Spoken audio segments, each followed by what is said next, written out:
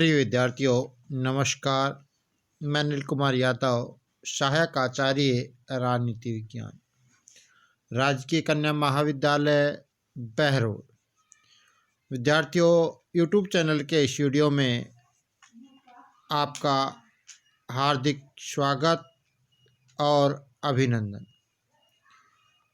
विद्यार्थियों, आज के इस वीडियो में हम बीए पार्ट द्वितीय के प्रथम प्रश्न पत्र भारतीय राज्य व्यवस्था के अंतर्गत एक टॉपिक है राष्ट्रीय दल। उसके अंतर्गत हम भारतीय साम्यवादी दल मार्क्सवादी पर इस वीडियो में चर्चा करेंगे। विद्यार्थियों, बात करते हैं भारतीय साम्यवादी दल मार्क्सवादी। विद्यार्थियों, 1964 में साम्यवादी दल के एक बड़े वर्ग ने रूस, चीन के सैद्धांतिक मतभेद के परिप्रेक्ष्य में एक नवीन दल का गठन किया जो सोवियत संघ के संशोधनवाद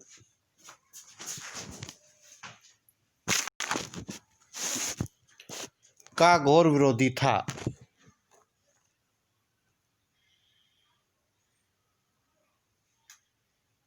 इस नवीन दल का नाम मार्क्सवादी कम्युनिस्ट पार्टी रखा गया।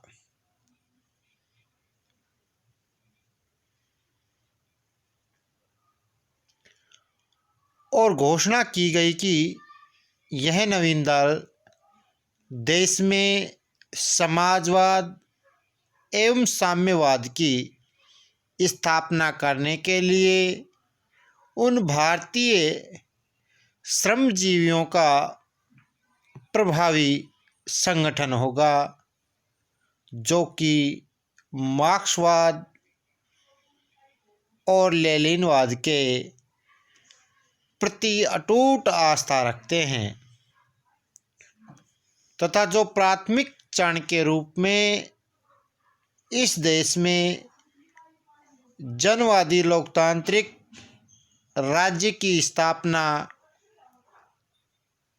करना चाहते हैं।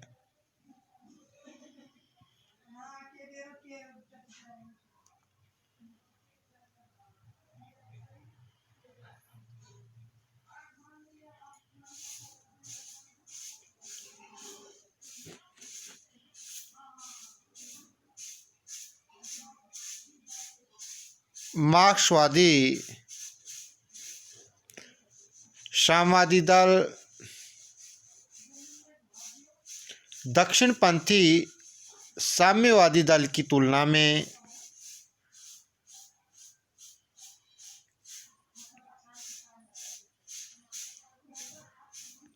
उग्र वामपंथी दल है। इसके संस्थापक नेताओं में प्रमोद दास गुप्ता, ज्योति बसु, EMS नंबूदरीपाद, हरिकिशन सुरजीत, AK गोपालन, P राममूर्ति और T रणदीवे का नाम उल्लेखनीय है।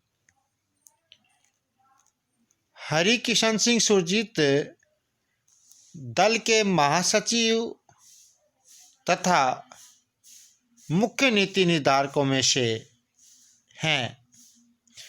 विद्यार्थियों, 1969 में राष्ट्रपति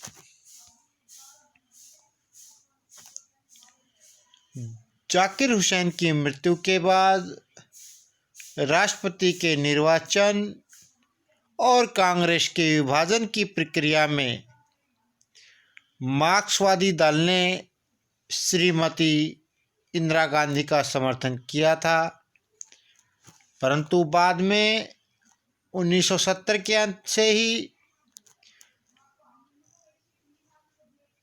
दल ने कांग्रेस के संबंध में नीति बदली। मार्च 1977 में अपना जो चुनाव घोषणा पत्र जनता के सामने रखा, वह एक प्रकार से राष्ट्रीयकरण का अर्थतंत्र था, जो मजदूर वर्ग के नेतृत्व में जन लोकतंत्र स्थापित करना चाहता है। विद्यार्थियों, मार्क्सवादी दल प्रभुसत्ता के आधार पर नए संविधान का पक्षधर है, जिसमें समानुपातिक प्रतिनिधित्व को अनुमति और राष्ट्रपति की आपातकालीन शक्तियों के लिए कोई स्थान नहीं है।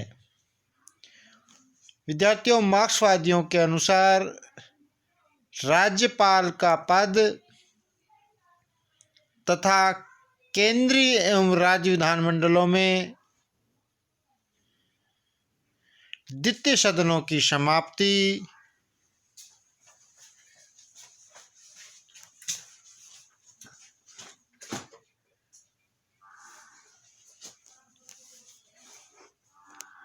करने पर बल देता है।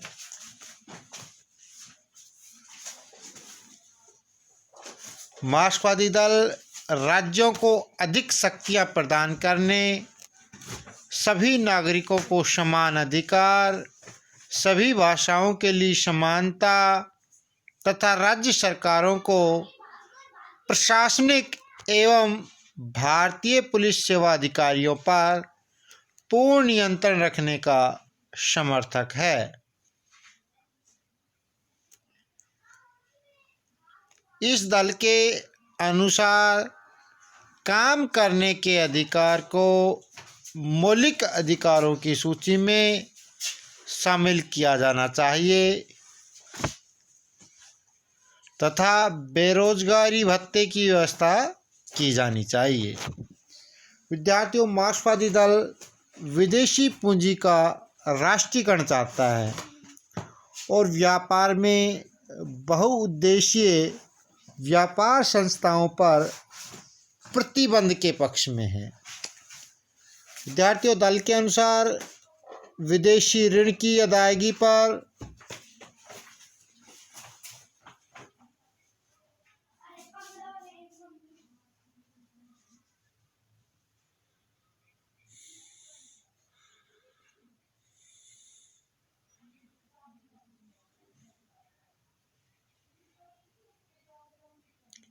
सीमाएं बांधी जानी चाहिए।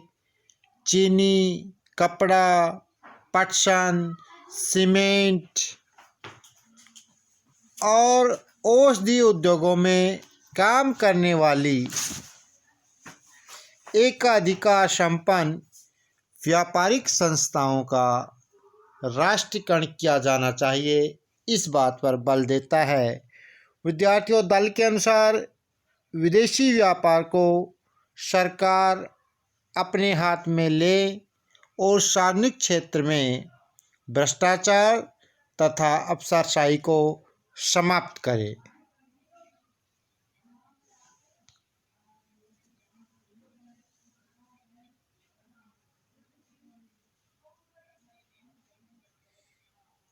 दल ने यह आश्वासन दिया है कि मजदूर संघों को अधिकार दिया जाएगा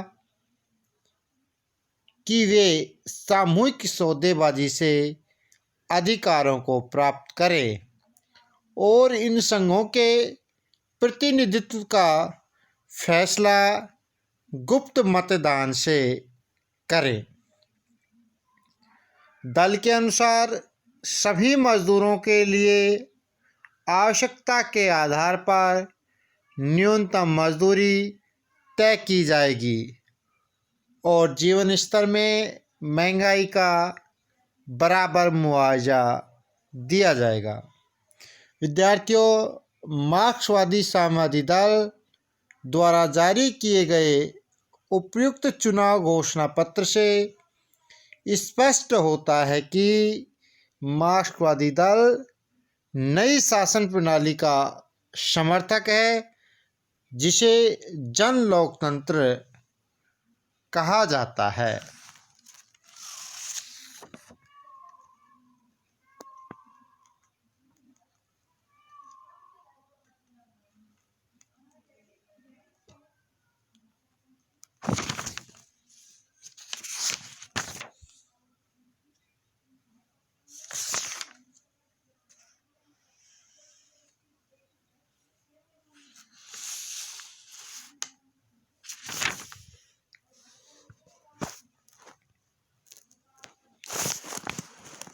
विद्यार्थियों, 1984 के लोकसभा चुनाव में मार्क्सवादी साम्यवादी दल द्वारा जारी किए गए घोषणा पत्र में भूमि सुधार कार्यक्रम का तेजी से क्रियान्वयन,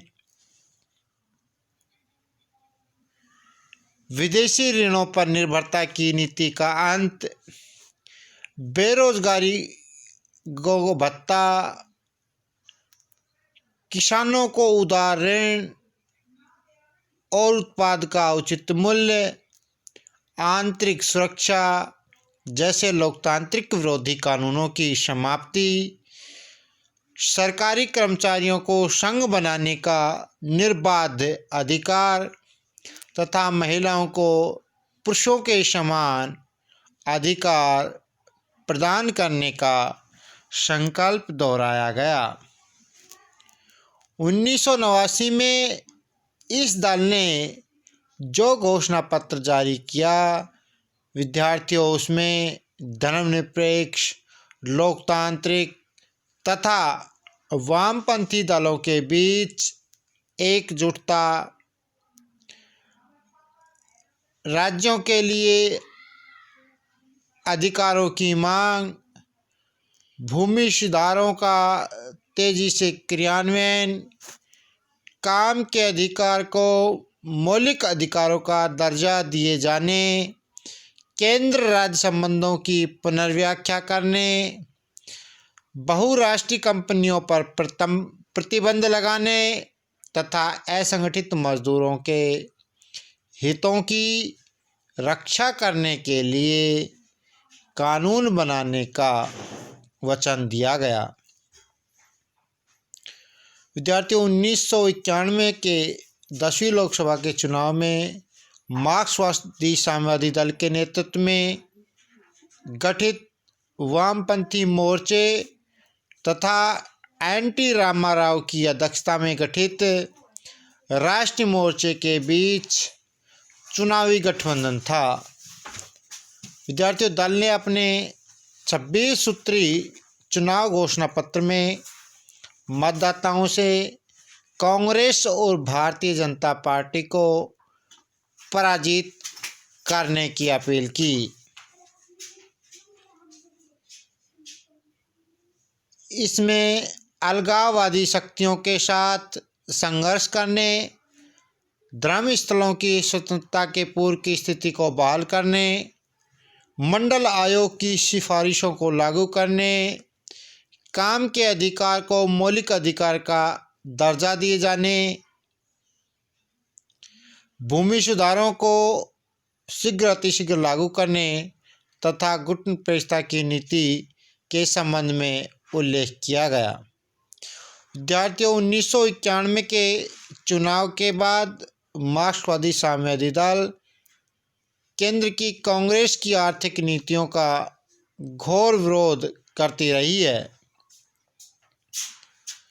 इनका मानना था कि अर्थव्यवस्था के उदारीकरण के नाम पर बहुराष्ट्रीय कंपनियां इस देश पर हावी हो रही है।